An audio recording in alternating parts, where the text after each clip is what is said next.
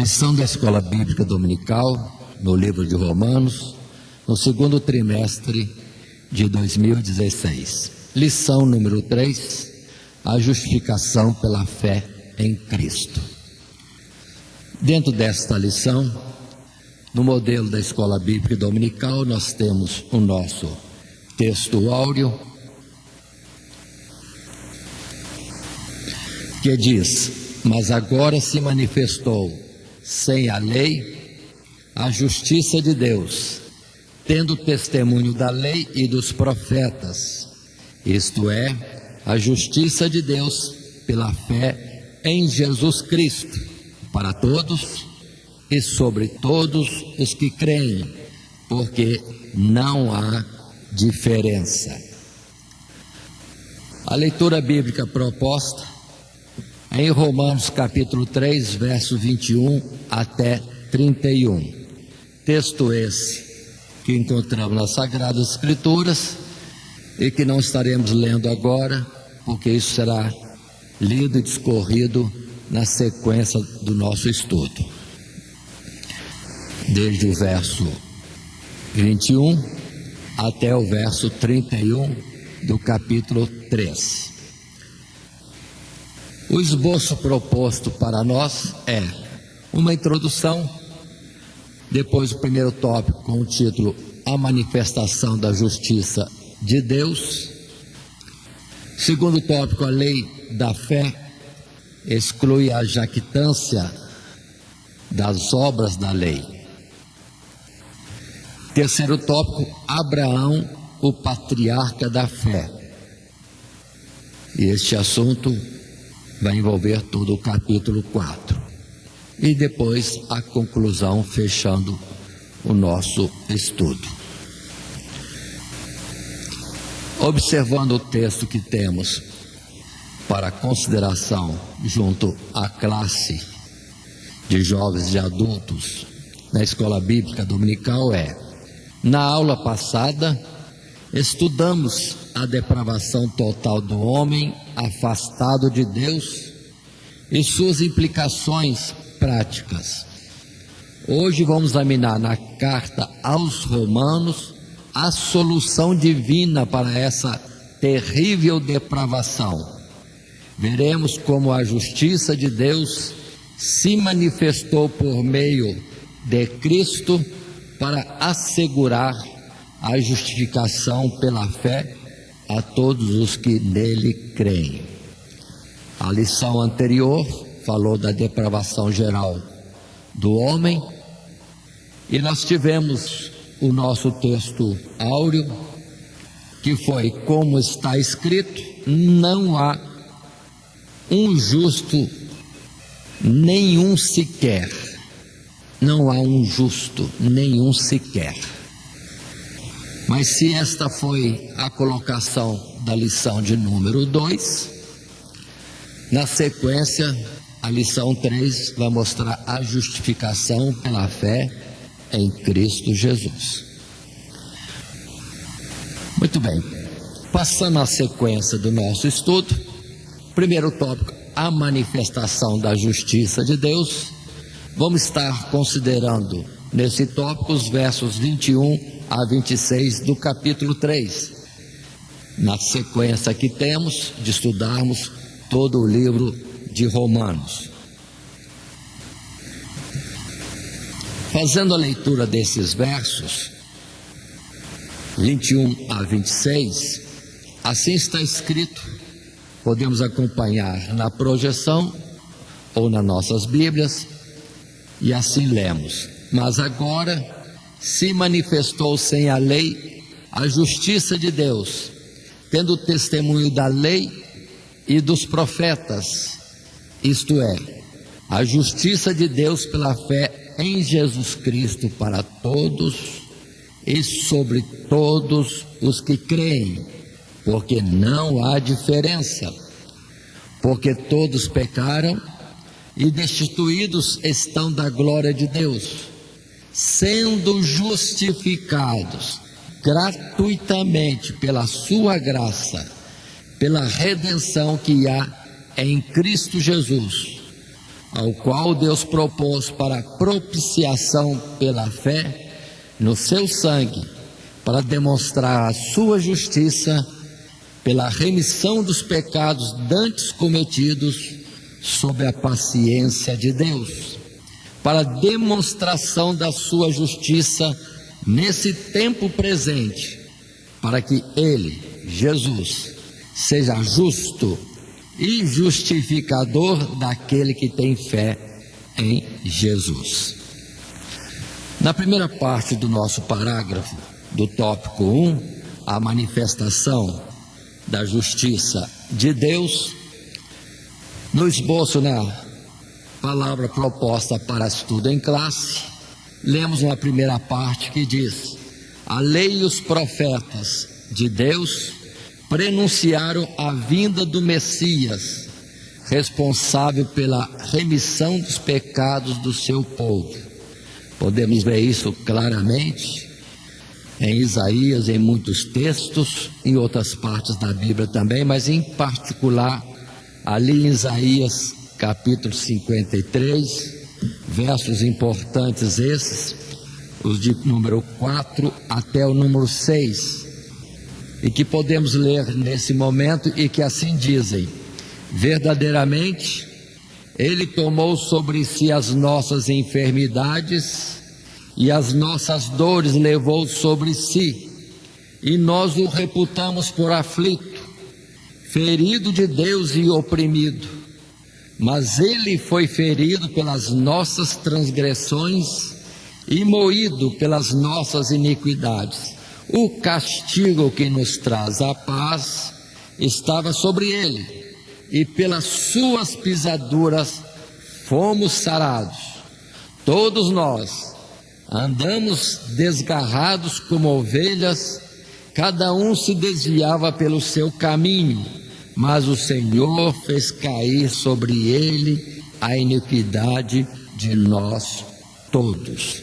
Observe como está claro em Isaías esta remissão, essa redenção do homem afastado, destituído de Deus, em Cristo Jesus, não conhecido naquele tempo com esse nome, mas esperado como sendo o Messias, o Cristo, o ungido de Deus que Ele enviaria. Mas a obra está completa aí. Ovelha muda, diz também Isaías 53, que seria levado ao matadouro, segundo o modelo da lei, quando o animal era conduzido em sacrifício, em substituição ao homem pecador. E uma vez imolado o cordeiro, o pecador tinha então o perdão dos seus pecados. Mas continuando o texto que temos em folha, depois destes versos, lemos: no tempo determinado por Deus, seu primogênito se manifestou ao mundo, a fim de cumprir perfeitamente a justiça da lei, com uma obediência irrepreensível, aplacar a ira de Deus por meio do seu sacrifício vicário, e tornar-se o justo justificador de todo pecador que depositar sua fé nele. Deus, com o objetivo de sustentar a retidão da sua justiça e ao mesmo tempo perdoar o pecador, castigou o pecado dos homens com a morte de um substituto perfeito, pois não bastava para Deus perdoar o pecador e deixar o pecado completamente impune. Então observe esse aspecto da manifestação da justiça de Deus, que Deus providencia o substituto. Não é só questão de perdoar, mas também de expiar o pecado. Ou seja, o salário do pecado é a morte, a alma que pecar morrerá. Então isso tinha que se cumprir em alguém, num substituto, e sabemos hoje que o substituto é Cristo Jesus, antes conhecido apenas como Cordeiro, mas agora o Cordeiro de Deus que tira o pecado do mundo. Na nossa sequência, ainda no parágrafo primeiro, podemos ler: coube a Jesus Cristo, o Filho de Deus, ser esse substituto perfeito para sofrer pessoalmente o castigo dos nossos pecados, a fim de nos oferecer gratuitamente a sua justiça por meio da fé.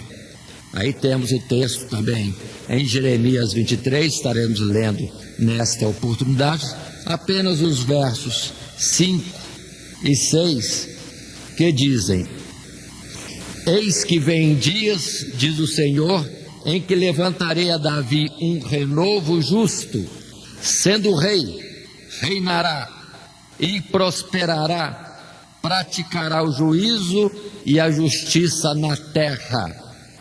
Nos seus dias Judá será salvo e Israel habitará seguro, e este será o nome com que o nomearão: o Senhor, justiça nossa. Aí temos já uma observação de que o sentido de justiça na Bíblia não é alguém ser justo para ser justificado, mas é a atribuição de justiça de alguém justo a outro, que nele se escora, ou que pega a sua cobertura, ou que usa o benefício da sua justiça.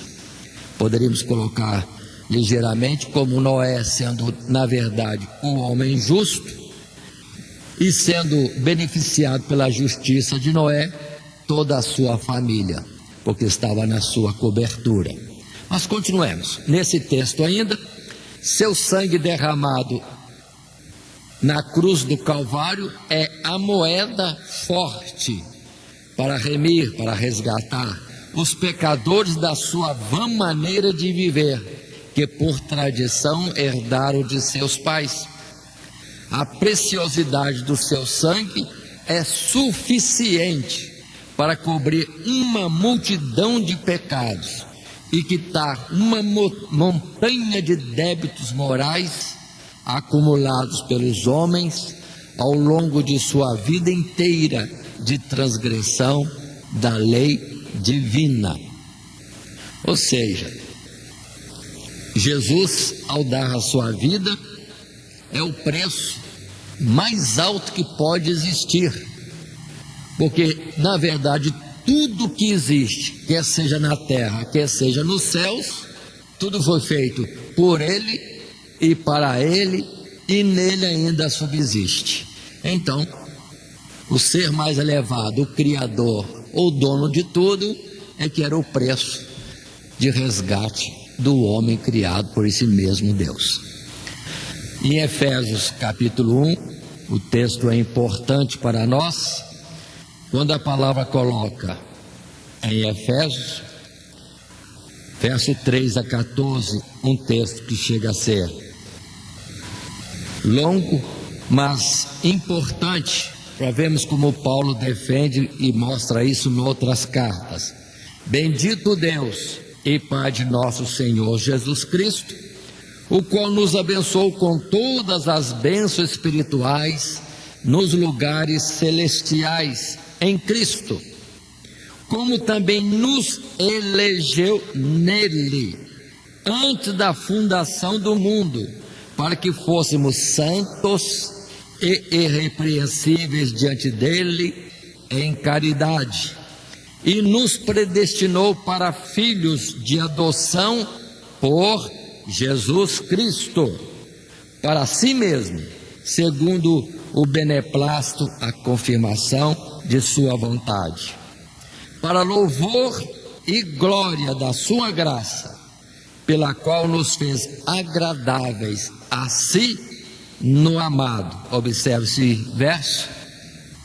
Para louvor da sua glória e para louvor e glória da sua graça, pela qual nos fez agradáveis a si no amado Jesus, em quem temos a redenção pelo seu sangue, a sua vida dada, a remissão das ofensas, o perdão das ofensas, segundo as riquezas da sua graça, que ele tornou abundante para conosco em toda sabedoria e prudência, descobrindo-nos o mistério da sua vontade, segundo o beneplácito que propusera em si mesmo, de tornar a congregar em Cristo todas as coisas na dispensação da plenitude dos tempos, tanto as que estão nos céus como as que estão na terra.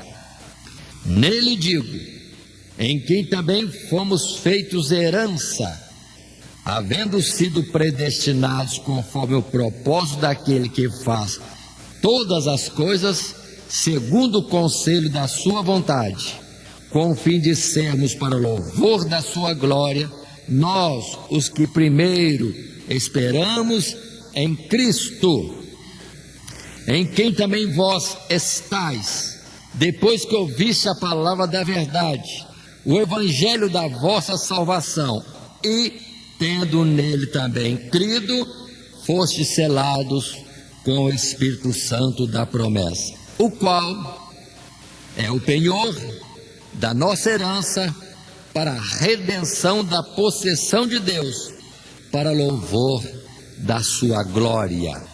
Palavras semelhantes encontramos em Tito também, capítulo 3, nos versos 3 até o verso 7. Dando continuidade ou voltando aos nossos versos que lemos do nosso texto, observe a clareza com que Paulo expõe isso em Romanos.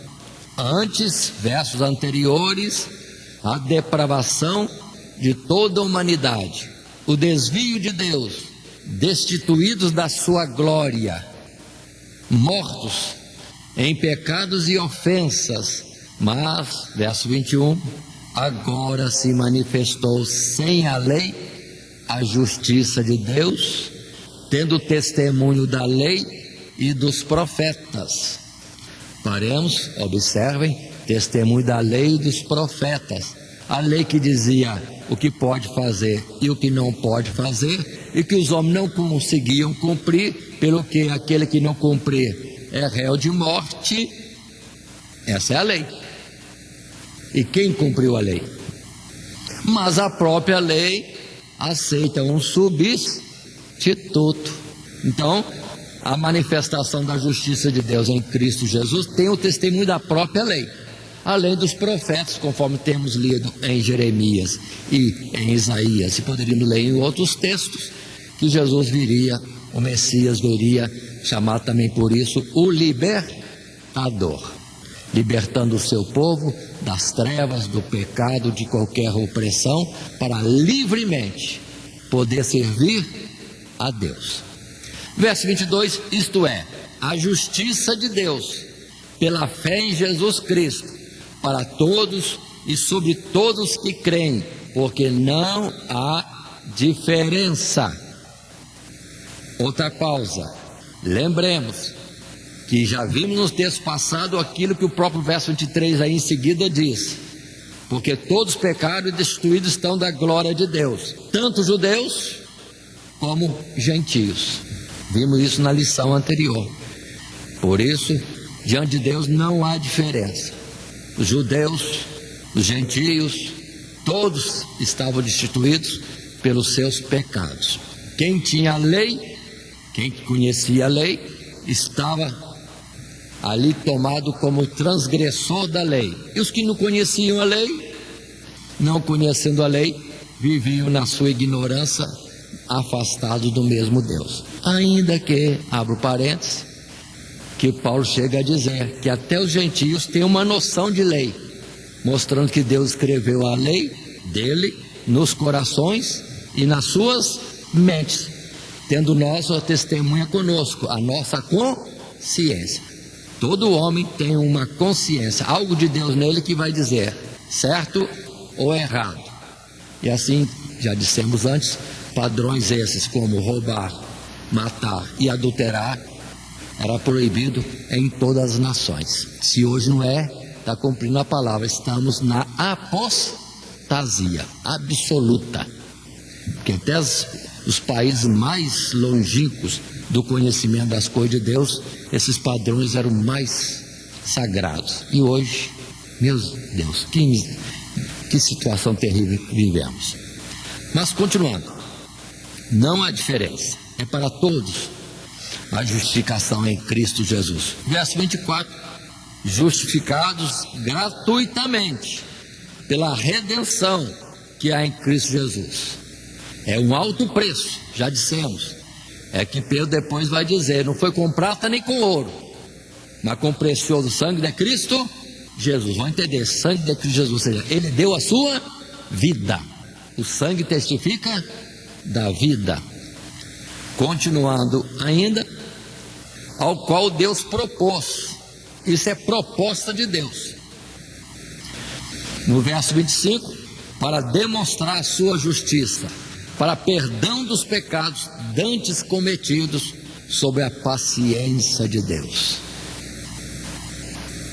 Ou seja, o que Paulo pregou na Grécia, em Atenas, Deus não tem em conta o tempo anterior, os pecados antigos, mas anuncia a todos a redenção em Cristo Jesus. Observe isto. Verso 26, para demonstração da sua justiça nesse tempo presente, para que ele seja justo e justificador daquele que tem fé em Jesus. Paulo, quando está falando, observe, ele fala bem pausado, tornando a colocar o mesmo assunto com outras palavras. Então ele está batendo continuamente. Justificação em Cristo Jesus. Esta é a forma que Paulo usa. E na sequência também, vamos ver por todo o livro de Romanos, sempre a volta nisso. Cristo Jesus é o preço alto da nossa salvação, da nossa redenção, do resgate das nossas almas. Na sequência ainda, passando ao tópico segundo, a lei da fé exclui a jactância das obras da lei. Vamos ler de outra forma esse tópico 2. A lei da fé exclui o orgulho das obras da lei. Jactância, mesma coisa aqui, orgulho. O texto que vamos estudar é do verso 27 até o verso 31. O texto bíblico já anunciado, 27 a 31, lemos numa primeira vez. Onde está logo a jactância? É excluída. Por qual lei? Das obras? Não, mas pela lei da fé. Lendo de outra forma, onde está logo o orgulho? É excluído. Por qual lei? Das obras? Não, mas pela lei da fé. Concluímos, pois, que o homem é justificado pela fé sem as obras da lei. É porventura Deus somente dos judeus? E não o é também dos gentios? Também dos gentios, certamente. Visto que Deus é um só, que justifica pela fé a circuncisão e por meio da fé a incircuncisão. Anulamos, pois, a lei pela fé? De maneira nenhuma. Antes, estabelecemos a lei. Na sequência, no texto proposto para o segundo tópico, a lei da fé exclui a jactância, o orgulho das obras da lei. O texto para consideração com a classe é: os judeus normalmente eram subjugados pelo orgulho, isto é, pela jactância, oriunda de suas práticas religiosas. Eles se gabavam de conhecer a lei e os profetas, entretanto não eram fiéis em cumprir os preceitos definidos por ambos. Eles também se gabavam de serem descendência de Abraão, porém não viviam na mesma fé deste patriarca. Todo zelo religioso judeu, em busca da justificação por meio das obras da lei, era contaminado pelo orgulho dos seus esforços. Sendo assim, houve a necessidade da manifestação da justificação por meio da fé para excluir o orgulho, porque a fé, não está baseada no mérito humano, mas sim no mérito do sacrifício de Cristo. Observe bem isto. Considere estas palavras. E voltando ao texto lido, em especial versos 27 e 28. Havia nos judeus um orgulho muito grande de serem chamados povo de Deus. E eles se orgulhavam mesmo, declaravam diretamente: temos por pai Abraão. Não somos filhos de qualquer um, não, somos filhos de Abraão. Temos o pacto da circuncisão que Deus fez com Abraão. A circuncisão como o pacto que temos em Gênesis capítulo 15, que era como que a fimose nos dias de hoje para os homens, mas vamos colocar como a lei, o conhecimento das Escrituras e o conhecimento de um Deus verdadeiro. Mas, quem mais dizia? Nós temos por mestre Moisés, e são dos nossos pais, os profetas. Então eles se gloriavam. E nós temos aqui a Jerusalém, cidade de Deus. E temos aqui o templo único de culto a Deus. Esse era o orgulho deles. E se diziam cumpridores da lei, mas nós sabemos que a lei, na verdade, só traz o conhecimento da vontade de Deus, da perfeição, porque nenhum ser humano consegue cumprir. Porque se alguém cumpre todos os mandamentos falhando só num, ele já transgrediu contra todos. Porque quem falou um, falou todos também. É o mesmo Deus contra quem alguém estaria falhando. Assim o verso 27 e 28, onde está logo a jactância, onde está o orgulho, é excluído. Por qual lei? Das obras? Não, mas pela lei da fé. Concluímos, pois, que o homem é justificado pela fé sem as obras da lei. Agora é o cuidado. Se alguém tem méritos, então ele é salvo porque teve mérito. Ele pode se orgulhar, mas não há nenhum justo sequer. Então não há mérito nenhum no homem para se auto-justificar. Isso que nós precisamos ter cuidado. Se alguém está em pé diante de Deus porque fez alguma coisa para Deus, então ele é salvo porque Deus está devendo a ele. Mas eu pergunto, quem é que pode dar a Deus alguma coisa? Quem? Ninguém. Porque primeiramente o que alguém possa ter, isso já veio do próprio do próprio Deus. Então, o que tem o homem para apresentar-se a Deus? Não tem nada. Por isso, nos Salmos encontramos o profeta, o salmista, dizendo: que darei eu pelo resgate da minha alma? Oferecerei o fruto do meu ventre? A vida do filho dele também é de Deus, nem pertence a ele, como a própria vida dele não pertence a ele. O que o homem tem para oferecer a Deus? Nada. Então nunca será por obras, por mérito do homem, mas sim a forma proposta por Deus. Nunca das obras. O que Deus quer é fé. Continuando no nosso texto, final desse parágrafo do segundo tópico, o tópico que diz: a lei da fé exclui a jactância das obras da lei. Lemos então: não podemos nos gabar da obra de Cristo como se fosse nosso mérito. Devemos, na verdade, receber todos os seus méritos e riquezas por meio da fé, como uma preciosa herança. Se alguém tem que se gloriar, gloria-se em Cristo Jesus, que morreu por nós.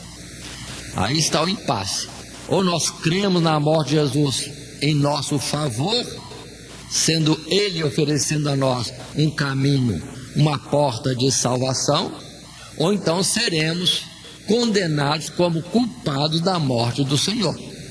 É uma situação ou é outra. Jesus morrendo, Deus está farto de justiça para condenar o homem que não se achegou a Ele pela porta aberta. Mas, entrando o homem pela porta aberta, ele está em obediência, ele está em fé, crendo no que Deus está lhe propondo, e nisso mesmo justifica a Deus, glorifica a Deus. As passagens que nós temos apontadas em Gálatas capítulo 3 são importantes também, claras, porque mostram a visão desse fato. Paulo em Gálatas capítulo 3, verso 13 e 14, vamos ler, diz: Cristo nos resgatou da maldição da lei, fazendo-se maldição por nós, porque está escrito: maldito todo aquele que for pendurado no madeiro, para que a bênção de Abraão chegasse aos gentios por Jesus Cristo, e para que pela fé nós recebamos a promessa do Espírito. Então observem, nós é que éramos para estarmos pregados numa cruz, mas na verdade Ele nos substituiu. Ou aceitamos o favor dele para nós, ou então seremos pregados na cruz. Nós morreremos pelas nossas transgressões. Em Jesus há ressurreição, mas na morte do pecador como nós, aí morre só para cessar o pecado e para expiar o pecado, mas não terá vida alguma. E palavras semelhantes encontramos no capítulo 5, verso 6, e em Efésios 2, 11 a 16. Vamos até lá ler esse texto, que é bonito e importante, ajuda nessa compreensão. E lendo na Bíblia, Efésios capítulo 2, portanto, lembrai-vos de que vós, noutro tempo, éreis gentios na carne, e chamados incircuncisão, pelos que na carne se chamam circuncisão, feita pela mão dos homens, que naquele tempo estáveis sem Cristo, separados da comunidade de Israel e estranhos aos concertos da promessa, não tendo esperança e sem Deus no mundo. Mas agora, em Cristo Jesus, vós que antes estáveis longe, já pelo sangue de Cristo chegaste perto, porque Ele é a nossa paz, o qual de ambos os povos fez um, e derribando a parede da separação ou de separação que estava no meio. Na sua carne desfez a inimizade, isto é, a lei dos mandamentos, que consistia em ordenanças, para criar em si mesmo dos dois um novo homem, fazendo a paz, e pela cruz reconciliar ambos com Deus em um corpo, matando com ela as inimizades. Aqui está a colocação direta: Cristo Jesus, pela sua morte, ele veio para salvar judeus e gentios, quebrar a separação destas palavras, judeus e gentios, circuncidados, não circuncidados, povo chamado de Deus que na verdade também não era, estava destituído, e os que não eram de Deus, para formar um povo em Cristo Jesus, que é de Deus. Por isso a palavra: há um só pastor e um só rebanho. Um só pastor e um só rebanho. Continuando, voltando ao mesmo texto, repassando alguma coisa, a palavra insistente é essa: concluímos, pois, que o homem é justificado pela fé sem as obras da lei. É porventura Deus somente dos judeus? Isso é tão bonito. Deus é só dos judeus? E não o é também dos gentios? Também dos gentios, certamente. Verso 30. Deus é Deus de todos, terra e céu, toda a sua plenitude, em cima e aqui. Tudo pertence a um único e verdadeiro Deus. Então ele é Senhor de todos. E na verdade, entendamos, ele é Pai de todos. Então quando os judeus se gloriavam sobre os gentios, era irmão se gloriando sobre o irmão. O irmão errado se gloriando sobre o outro irmão errado. E o primeiro mais culpado do que o segundo, porque o primeiro tinha conhecimento e o segundo não tinha. Mas continuemos. Verso 30, também dos gentios, certamente, visto que Deus é um só.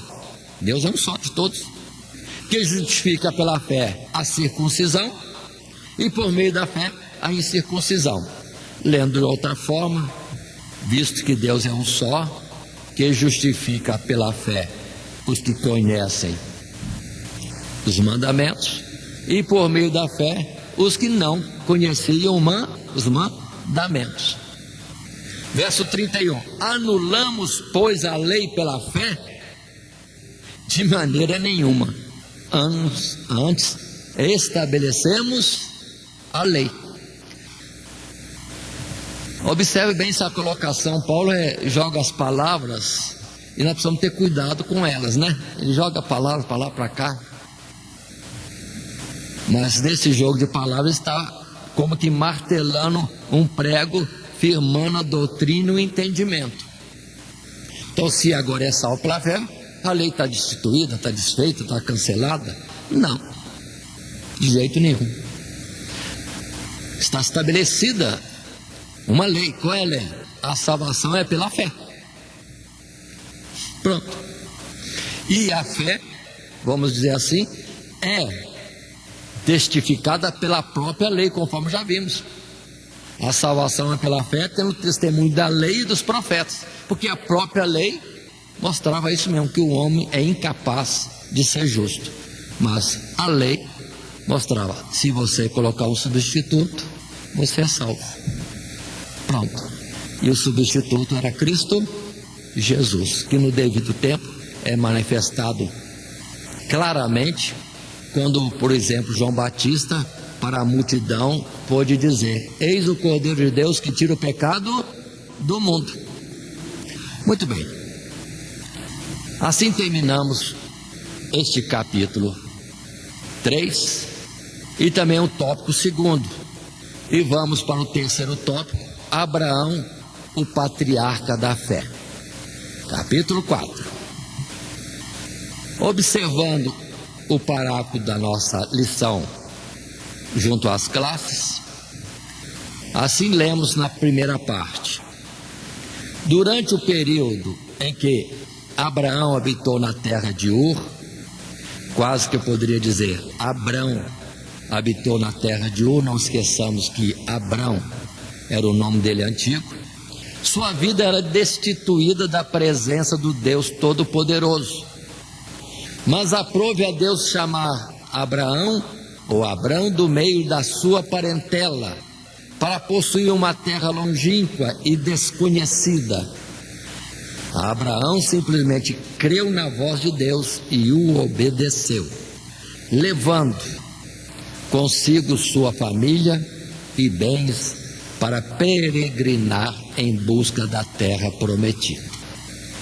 Aí está esta colocação iniciando o nosso terceiro tópico.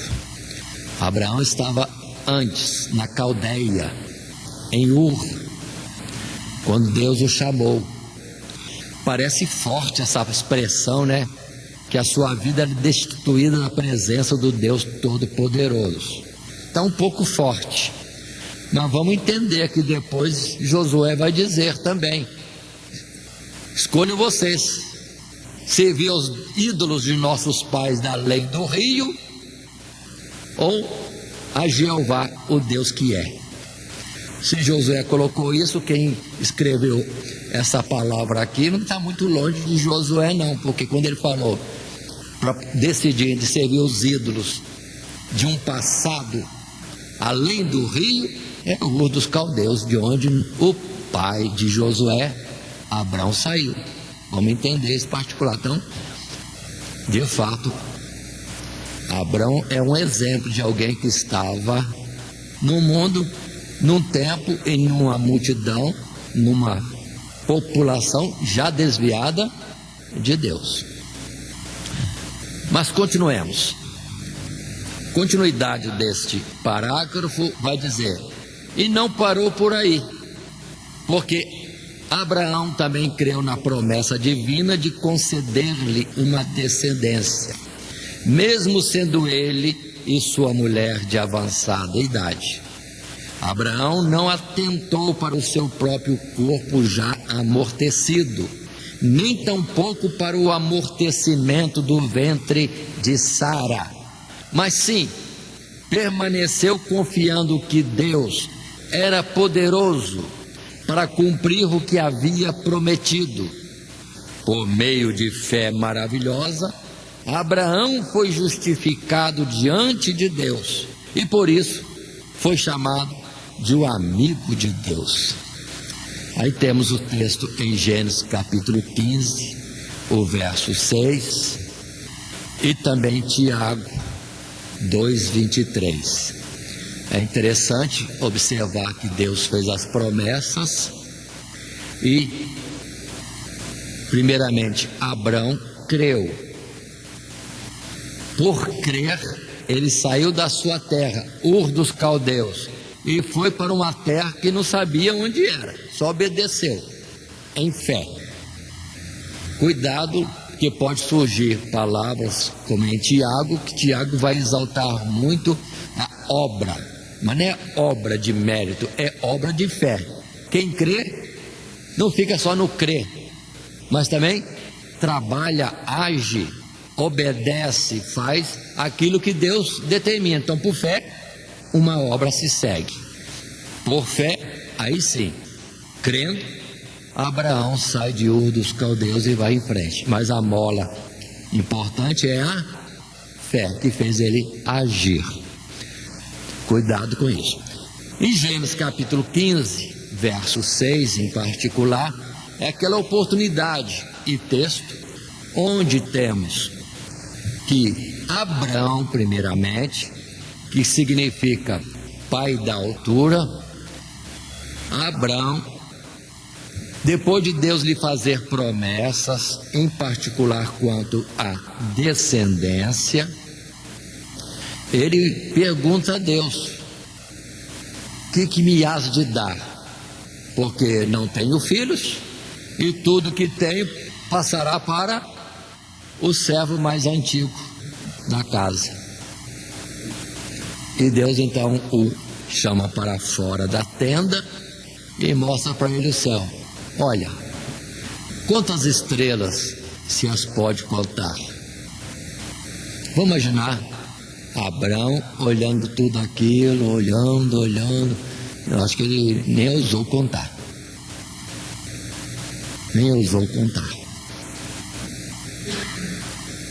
Mas no coração dele ele creu. Enquanto ele olhava assim, ele podia estar sorrindo, já imaginando que multidão de filhos que eu vou ter na minha descendência. Creu. Deus viu o coração dele e isso foi tributo de justiça. Observe bem. Em Gênesis capítulo 15, verso 6. Olhou para cima, acreditou em Deus. Deus já lhe deu a cobertura de justiça. Pronto, justificado. O que Tiago depois vai dizer: aquele que obedece a Deus, com quem depois Deus tem liberdade de conversar e de dizer a respeito de Abraão: ocultarei eu o que estou para fazer? Deus não oculta o que está para fazer dos seus amigos. Não mais chama de servos, mas amigos. É nesses textos de Gênesis 15, verso 6, Tiago 2, verso 23. Passando ao texto do capítulo 4 até o verso 25, vamos considerar de texto em texto uma porção. Inicialmente, vamos ver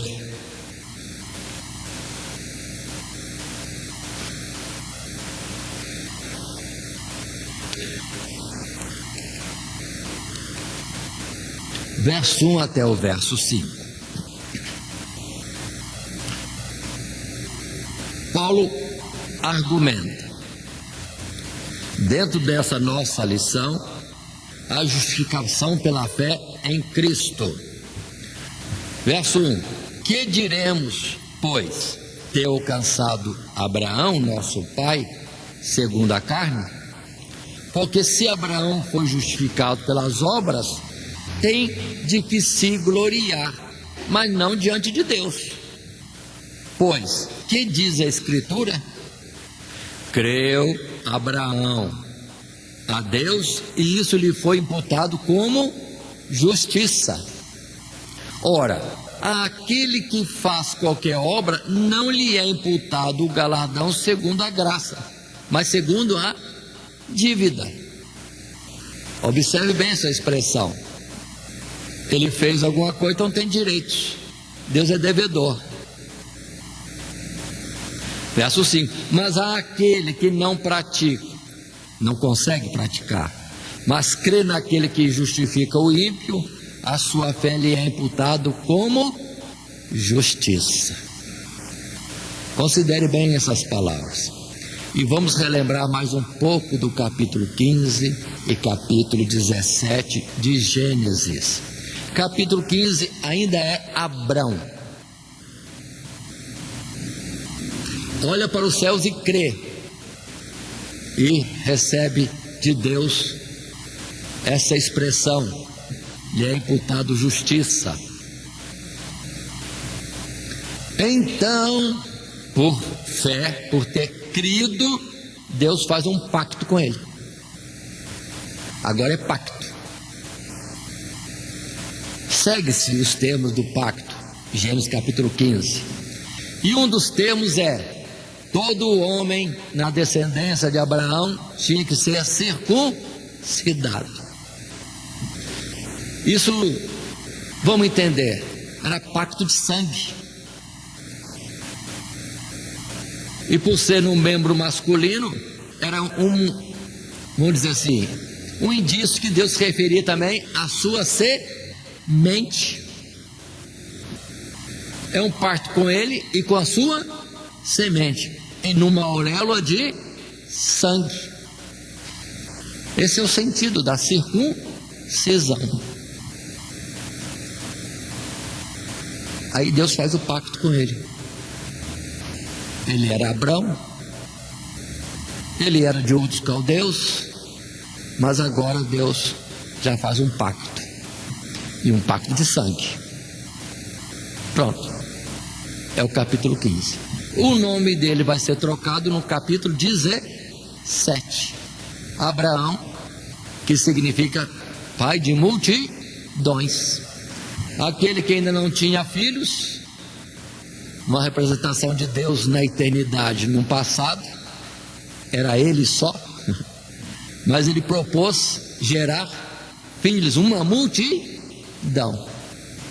Então Abraão é figura do próprio Deus, antes o pai da altura e só, mas agora é um pai de uma multidão que se apresenta. Mas observem, desses versos de 1 a 5, não houve mérito de Abraão, senão o de crer no que Deus iria fazer em seu favor. Só isso. É muito difícil muitas vezes essa discussão, mas entendamos, somos salvos mediante a fé, e isso não é de nós, é dom de Deus. Nós continuemos um pouco mais. O texto dos versos 6, 7 e 8, no capítulo 4 de Romanos diz: assim também Davi declara bem-aventurado o homem a quem Deus imputa a justiça sem as obras, dizendo: bem-aventurados aqueles cujas maldades são perdoadas e cujos pecados são cobertos. Bem-aventurado o homem a quem o Senhor não imputa o pecado. Deus, o juiz perfeito, juiz de toda a terra e dos céus também, perdoaria assim? Não. Já vimos antes e conversamos. Deus deixaria o pecado impune? Na justiça de Deus é a alma que pecar, essa morrerá. Davi, de alguma forma, como profeta, falou, não explicou como Paulo, mas já falou: bem-aventurado o homem a quem Deus não imputa a justiça sem as obras. No verso 8, bem-aventurado o homem a quem o Senhor não imputa o pecado. Deus não imputa o pecado, mas quem que vai pagar por ele? Tem que ser pago. A justiça de Deus requer. Aí depois vai ser revelado que o próprio Deus se posiciona a favor do homem como seu fiador. Continuando, verso 9 do texto até o verso 12. 9. Vem, pois, essa bem-aventurança sobre a circuncisão somente, ou também sobre a incircuncisão? Porque dizemos que a fé foi imputada como justiça a Abraão. Verso 10. Como lhe foi, pois, imputada? Estando na circuncisão ou na incircuncisão? Não na circuncisão, mas na incircuncisão.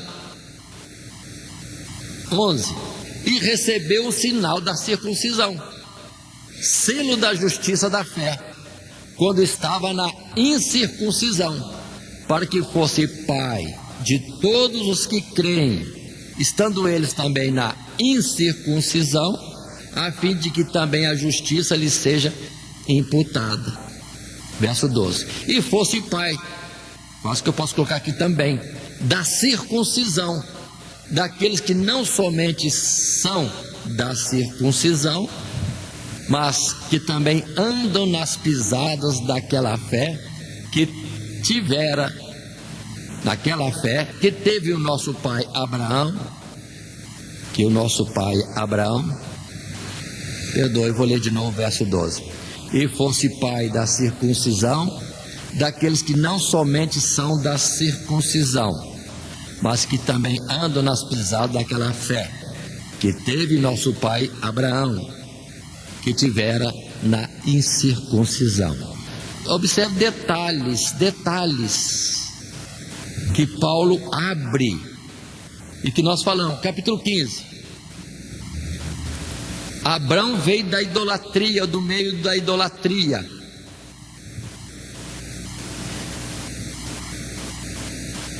E Deus conversa com ele, propõe coisa a ele, ele crê.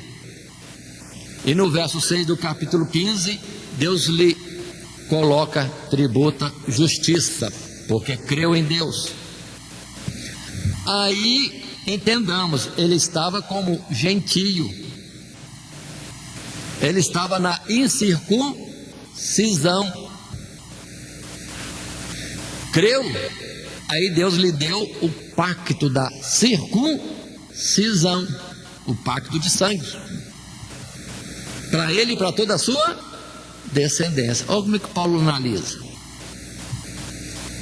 A demonstração que o homem será salvo pela fé está no fato de que aqueles que não conheciam lei, que não eram de Deus, mas por crerem em Deus, aí, estando eles na incircuncisão, são admitidos no concerto de Deus pela circuncisão, pelo pacto de sangue. Mas recebe o pacto de sangue para depois gerar Isaac, agora na circuncisão. Observe, para que fosse o modelo dos que são justificados na incircuncisão e os que também são da circuncisão. Deus faz as coisas tremendas.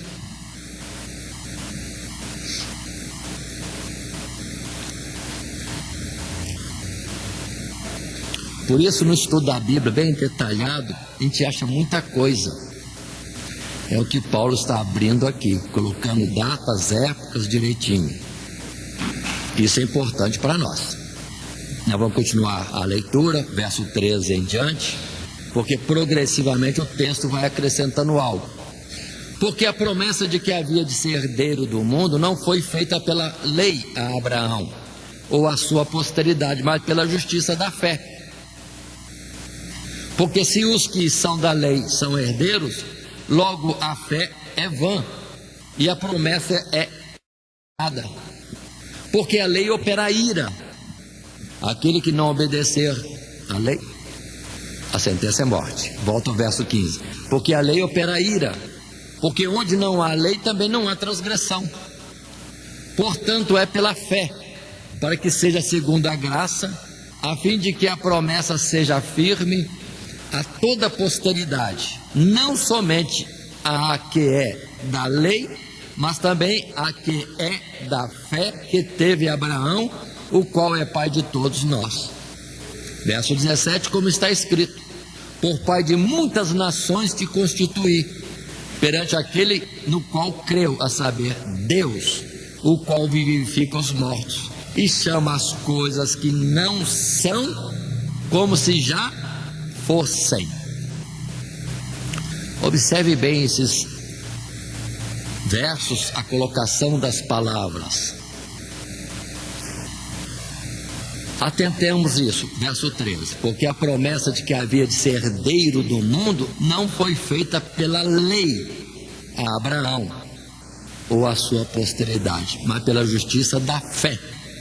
Ou seja, Abraão recebeu todas as promessas de Deus antes de existir lei.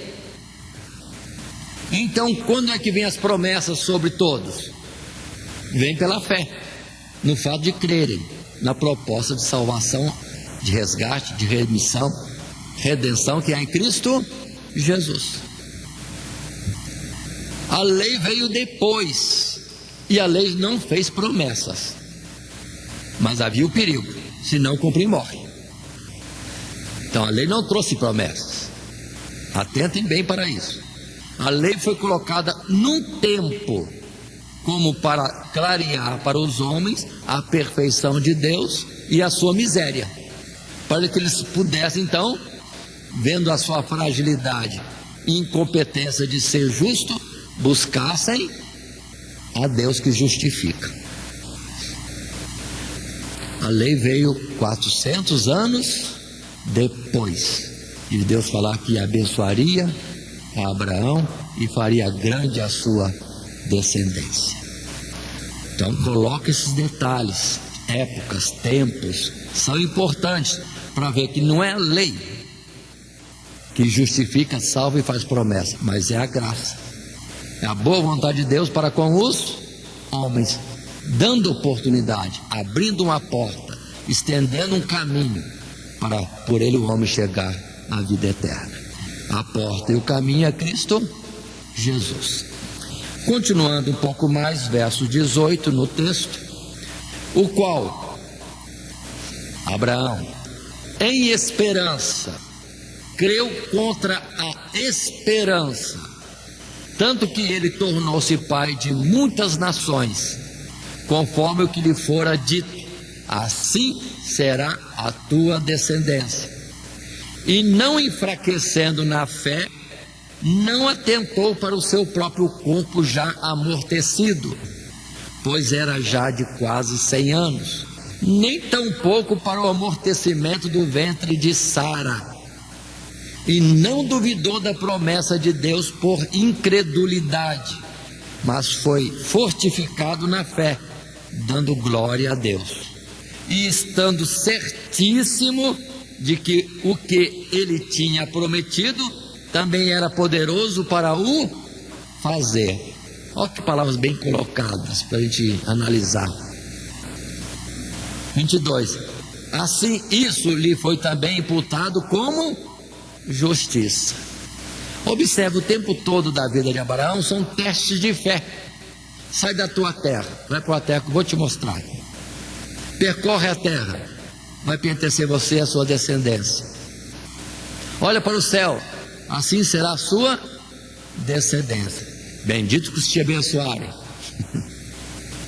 Você será uma bênção. Deus está fazendo promessa. E de vez em quando um testezinho de fé. E observem aquele teste tão forte. O teu filho único, Isaque, a quem tu tanto amas, me oferece ele em sacrifício. Fé, mais uma prova de fé, mais um testemunho da parte de Abraão de fé, de crer em Deus, além desse aqui, de crer numa promessa, sendo que ele já estava enfraquecido e Sara já não estava com os costumes das mulheres. E agora o filho único. Mas aí temos a palavra, ele vai para o Monte Moriá oferecer o sacrifício de Isaque, sem vacilar, crendo que Deus era poderoso para dar morte, depois fazer o Isaque voltar, que já tinha entendido, é por Isaque que virá a minha descendência. Deus pediu em sacrifício, então vou obedecer, mas Deus vai ter que fazer um milagre. Por isso que quando ele chega ao pé do Monte Moriá, ele deixa os servos e diz: eu e menino iremos, adoraremos ao Senhor e voltaremos. Vocês ficam aqui esperando. Como voltaremos se ele iria sacrificar? Porque ele já cria na ressurreição. Poderoso é Deus para fazer, para ultrapassar qualquer obstáculo, para fazer cumprir as suas promessas. Continuando os versos finais deste texto. Ora, não só por causa dele está escrito que ele fosse tomado em conta, mas também por nós, a quem será tomado em conta, os que cremos naquele que dentre os mortos ressuscitou a Jesus nosso Senhor, o qual por nossos pecados foi entregue e ressuscitou para nossa justificação. Observe bem isso aqui. Não foi só por causa dele, era também um testemunho para nós na ressurreição. Jesus morreu por nós, mas ressuscitou. E observe que em Isaque está escrito: porquanto creste, bendito será toda a sua descendência. ou em ti, melhor dizendo, em tua descendência, que é Cristo Jesus. Paulo em Gálatas vai frisar isso. Em tua descendência, que é Cristo, serão abençoadas todas as nações. Olha o sacrifício aí, olha a ressurreição em Isaac, só que ali foram tudo figurado, não aconteceu de fato, mas em Jesus aconteceu de fato. Jesus foi sacrificado por nós, e ao terceiro dia ressuscitou para a nossa justificação. Pronto, aí ficou o testemunho: todo aquele que crer na morte participará da ressurreição. Participa na justificação ou remissão dos pecados na morte, e depois, pela ressurreição, terá a vida eterna. São as palavras colocadas, e essas palavras que nós estamos falando estão naqueles textos que nós já apontamos anteriormente, discorrido por Paulo assim longamente. Isso colocado, chegamos ao final do nosso esboço, a nossa conclusão, que diz: os argumentos de Paulo deixam claro o meio proposto por Deus para justificar os pecadores, a fé no sacrifício de Cristo, enquanto as religiões do mundo elaboram cultos, rituais, na tentativa de propor para Deus um meio plausível de reconciliação com o homem. O Evangelho de Cristo é a única proposta de Deus para reconciliar os homens consigo. Atentem para isso. As religiões no mundo procuram cultos, rituais, normas para alcançarem mérito, para poderem morar com Deus eternamente. O que é que o homem pode fazer para deixar Deus impressionado e falar: não tem jeito, eu tenho que deixar você morar comigo no céu? Não tem coisa alguma que vá deixar Deus admirado, ou que tenhamos direito, ou nos dê direito de entrar no céu. Por isso vão lembrar aquele cântico que nós cantamos sempre da harpa cristã, que diz a respeito de: ó quão cego andei e perdido vaguei, longe do meu Salvador, mas do céu ele desceu e seu sangue verteu para salvar um tão pobre pecador.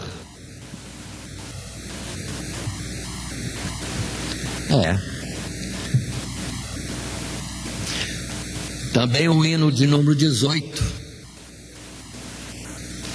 o coro: grata nova, doce nova, vem dos lábios do Senhor. Escutai com alegria, Deus é luz, Deus é amor. E a estrofe segunda: com ofertas e obras mortas, sacrifícios sem valor, enganado pensa o homem, propiciar seu Criador. Meios de salvar se inventa, clama, roga em seu favor a supostos mediadores, desprezando o amor de Deus, ou desprezando o Deus de amor, ou desprezando o Deus que já disse que está pronto a dar-se a si mesmo para nos aperfeiçoar, nos justificar, nos remir, nos resgatar e colocar nos céus. Assim encerramos a nossa lição de hoje, lembrando que andamos nesse esboço proposto, e o texto Paulo, que usa 2 versículos, que nos diz: mas agora se manifestou sem a lei a justiça de Deus, tendo o testemunho da lei e dos profetas, isto é, a justiça de Deus pela fé em Jesus Cristo, para todos e sobre todos os que creem, porque não há diferença. Que Deus nos abençoe em Cristo Jesus. Amém.